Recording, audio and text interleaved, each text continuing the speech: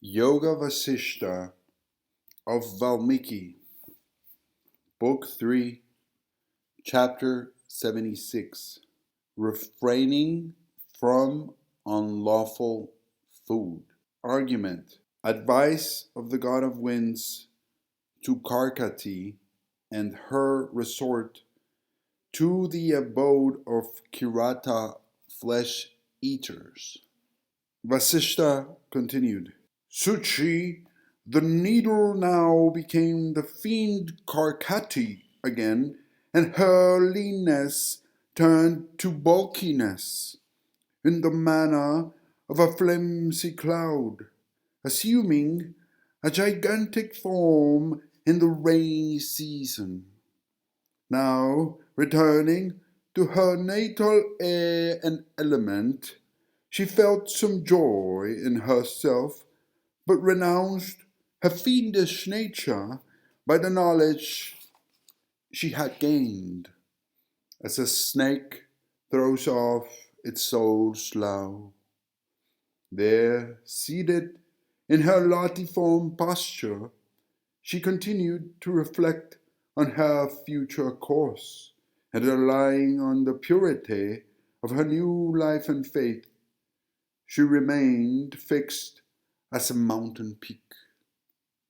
After 6 months of her continued meditation, she got the knowledge of what she sought. As the roaring of clouds rouses the peacock to the sense of an approaching rain. Being roused to her sense, she felt the pains of her thirst and hunger, because the nature of the body never forsakes its appetites as long as it lasts in the same state.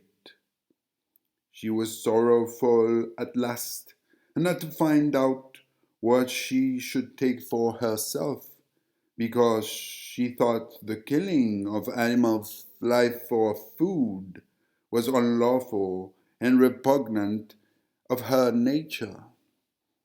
The food forbidden by the respectable and got by unjust means must be rejected even at the expense of one's valuable life.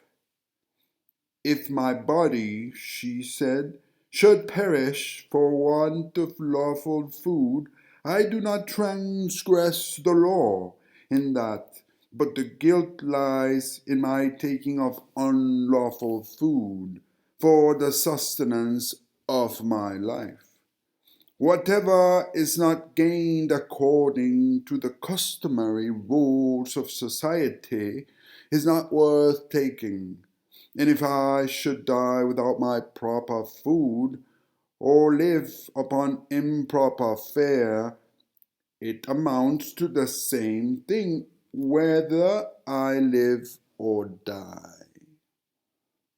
I was only the mind before, to which the body is added as a base appendage. It vanishes upon the knowledge of self. Hence, its care and neglect are both alike. Vasishta resumed. As she was uttering these words in silence to herself, she heard a voice in the air, coming from the God of Winds, who was pleased at the renunciation of her fiendish disposition. "Arise, Karkati," it said, "and go to the ignorant and enlighten them with the knowledge you have gained, for it is nature of the good and great to deliver the ignorant from their error. Whosoever will not receive this knowledge of lawful food when it is imparted to him by you, make him verily the object of your derision, and take him as being a right meat and proper food for you." On hearing these words, she responded, "I am much favored by you, kind God," and so saying, she got up and descended slowly from the height of the craggy mountains.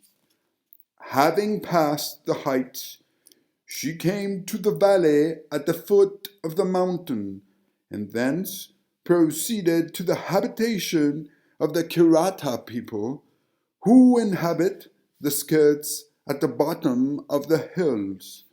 She saw those places abounding in provisions of all sorts, such as humankind and their cattle, with their fodder and grass. There were vegetable as well as animal food, with various kinds of roots and plants. There were eatables and drinkables also, with the flesh of deer and fowls, and even reptiles and insects. The nocturnal fiend then walked her way, under the shade of the deep darkness of night, towards the habitation at the foot of Himalaya, in her form of the sable mount Aujanagiri.